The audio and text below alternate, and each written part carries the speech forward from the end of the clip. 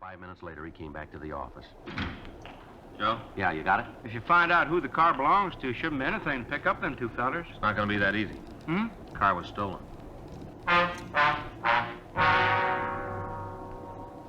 Before Frank and I left the office, we made arrangements for Sterling Hall to check the mug books in the hope that he might... At 11:20 a.m., we drove over to talk to the registered owner of the stolen car. He told us that the vehicle had been taken from a parking lot the day before and that he'd made an immediate report on it to the police. Additional broadcasts were gotten out on the automobile and on the suspects. That afternoon, we drove over and talked to the victim's wife. She told us that the money and the express checks Denton had been carrying were for the payment of the hospital and the doctor bills. We questioned her about her husband's friends and associates. Although we had the story given us by Sterling Hall, it seemed unlikely that the man was killed as the result of an argument over a minor traffic accident. We spent the rest of the day interviewing people who knew the victim. From them, we learned that Denton was well-liked and was respected. He took an active interest in neighborhood clubs and events. The more we went into his background, the more convinced we became that he'd been killed by the men in the stolen Ford. 2 days passed. On Saturday, May 12th, the vehicle was found abandoned. A stakeout was placed on it, and when no one approached it, the crew from Leighton Prince went over the car. They found several partial fingerprints, but not enough for classification. The prints were photographed and held for evidence. Frank and I continued to work on the killing. A month went by without additional information turning up. On Tuesday, June 19th, we got a call from burglary detail. Yeah, No, nothing. Where'd he come from? Well, it might check out. No, we'll pick him up. Yeah. Okay, right, thanks. Mac over in burglary. Yeah? Says they just picked up a guy for receiving. Uh-huh. Tried to make a deal. Said if he got a break, he might be able to help us clean up something. Say what it was? Yeah, he did. The Denton killing.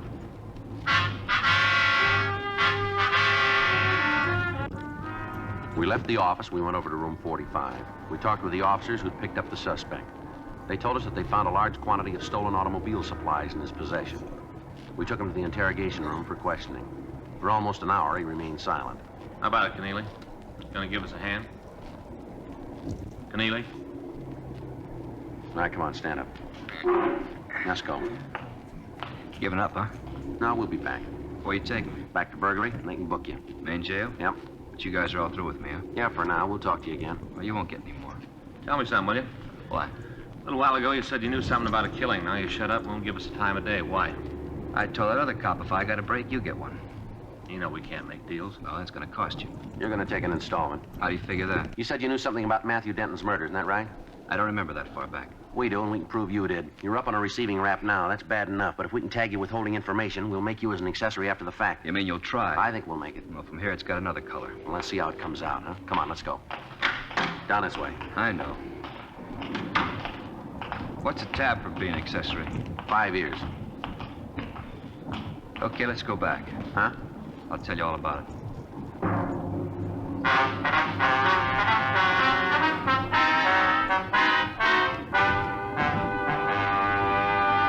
You are listening to Dragnet, the authentic story of your police force in action. In regular or king size, you can get 'em either way. The best smoke ever made's the Chesterfield you buy today. Chesterfield's for me, Chesterfield's for me. You just say it's Chesterfield's for me. Friends, for your vacation, take along plenty of Chesterfields. Buy 'em by the carton. Chesterfield king size at the new low price. Chesterfield regular. What a pair. They're the quality twins. The same highest quality. The same low nicotine. Either way you like.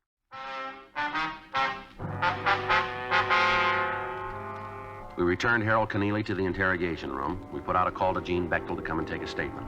Connealy asked that we send out for some coffee for him. Frank went down the hall and brought back 3 cups. After he'd finished his, Connealy leaned back. Yeah, it's good coffee. Strong. I like it that way. Yeah, well, now that you've had the clatch, let's start the story. What do you say? Sure. What do you want to know? Who are the 2 men? I don't know. Now, you going to start this all over again, are you? I'm giving it to you on the line. I don't know who they are. What do you know about him? Not much. A couple of guys are doing pretty good with radios. You one of their customers? Yeah, me and a half a dozen others. You know who they are?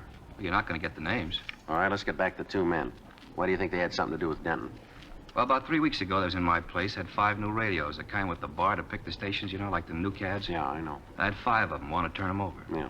The price they were asking was way out. I told them so they'd have to find someplace else to drop them. All right. Told me there was a beef. They had to get out of town, so they needed the money to swing it. That still doesn't add up to Denton's killers, does it? Well, it will. All right, come on, tell us.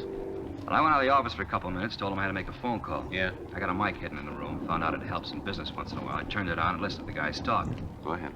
They were yakking about some guy that got shot.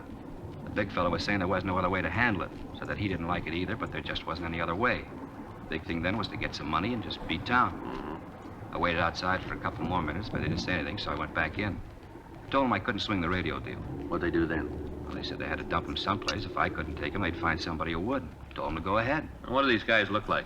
A couple of bums, one tall, the other short, wearing those jeans with the coats made out of the same cloth, you know. You had dealings with them before? Yeah, a couple of times. You know their names? No. All I know is the big one's called Dusty. I don't know the last part. How about the other one? Nothing there. Anything else about them? Well, they're both lushes. Yeah. Big one, this Dusty, always got a flask on his hip. You mean a bottle, huh? No, metal flask like they used in Prohibition. This one's all beat up, dented. It's all dirty. But I never seen Dusty without it. Both of them all the time nipping at it. All right. You know where these guys live? No, someplace downtown. They got a pad there. I don't know where it is, though. How do you know it's downtown, then? Well, I don't know for sure. It's just a guess. Did you ever hear either one of them say anything about a job? Not those two. They never done a day's work in their lives. The only thing they're good at is lifting radios. They wouldn't work steady if stealing was legal. That all they take, radios? All I've ever seen. Guess they got a gimmick. Figure they can make a living with them. Why change? Mm-hmm. I guess they do pretty good. I don't know. I paid them enough times. All right, anything else you can tell us? No, They work with anybody else, do you know? not that I've ever heard. They say when they'd be back to your place? No, they don't have a regular route. When they pick up some things, they come in. If they got nothing to sell, I don't see them.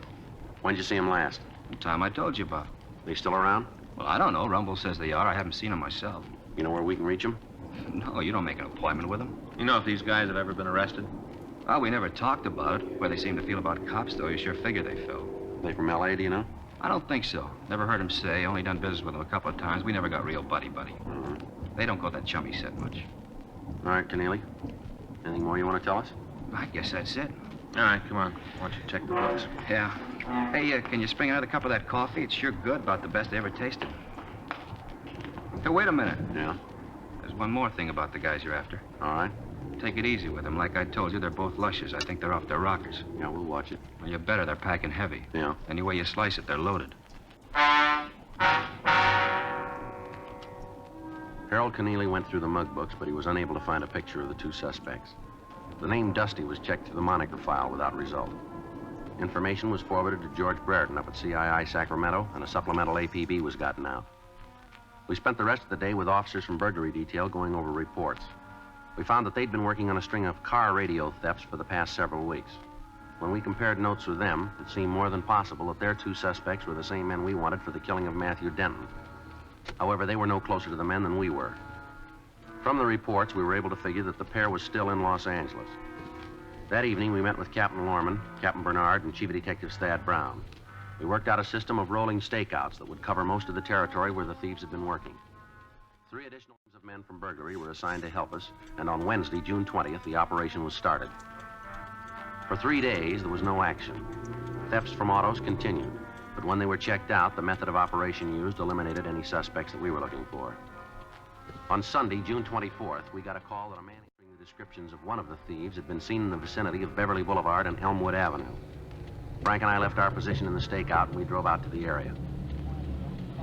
Should be a couple of more blocks. Yeah, we just passed Ridgewood Place. You better take it easy. Next block, we can start cruising. Yeah. See anything? No. Want to take a left here? All right. Doesn't look like it. Let's go up a couple more blocks. All right. Should be a break if we nail him tonight. Yeah. A little rough on the study time. How's it going? Oh, I don't know, Joe. Times I don't think I'm ever going to make a sergeant. What are you doing now? You mean studying? Yeah. Legal procedure. Well, you should know that. Well, the practical stuff, yeah. Putting it into legal language, it makes it rough on me. Yeah, I had the same trouble. I haven't been able to hit the books for the past week. Wait a minute. Yeah. No, nothing. Keep going. What'd you say? I said I hadn't hit the books. I missed a couple of lectures, too. Well, you're never going to make it that way. That's what fate says. Wait a minute. Huh? Slow down. What do you got? Up there. See? Next block on the left. About 50 feet on the other side of the street line. I don't see it. Looked to me like somebody trying to get into a car. I'm not sure. Well, let's check it. All right. Just up ahead there. Yeah. See anything? Oh, looked like somebody on the other side. Better pull up. We'll take a look. Okay. right, let's go. All right. I'll cover the other side. Take it easy. If it's the one we want, they're heavy. Right. All right, mister, let's hold it right there. What? Stand where you are. You talking to me? That's right. What are you causing me trouble for? I didn't do nothing. We didn't say you did. How about it, mister? This your car? Certainly it's my car. What do you think it belonged to? You got the white slip?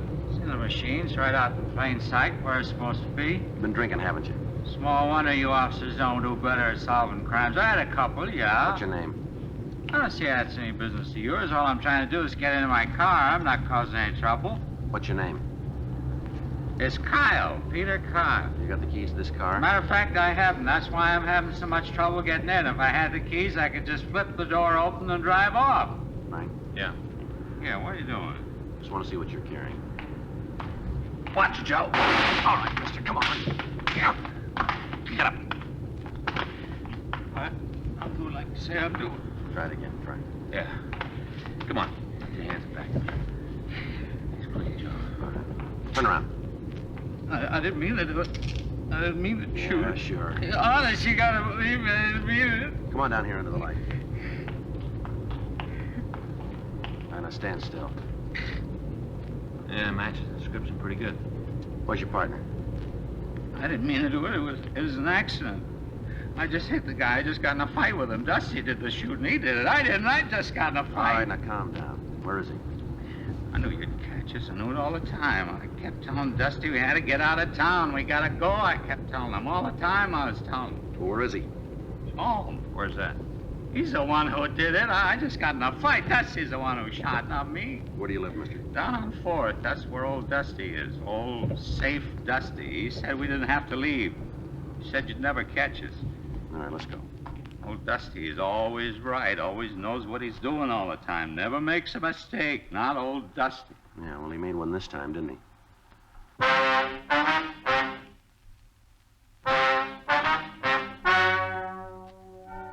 The story you have just heard is true.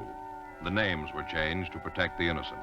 Peter Gregory Kyle and Jesse Haywood Poole were tried and convicted of murder in the second degree and petty theft, 18 counts. They received punishment as prescribed by law. Petty theft is punishable by imprisonment for a period of not more than 1 year in the county jail. Second-degree murder is punishable by imprisonment for a period of from 5 years to life.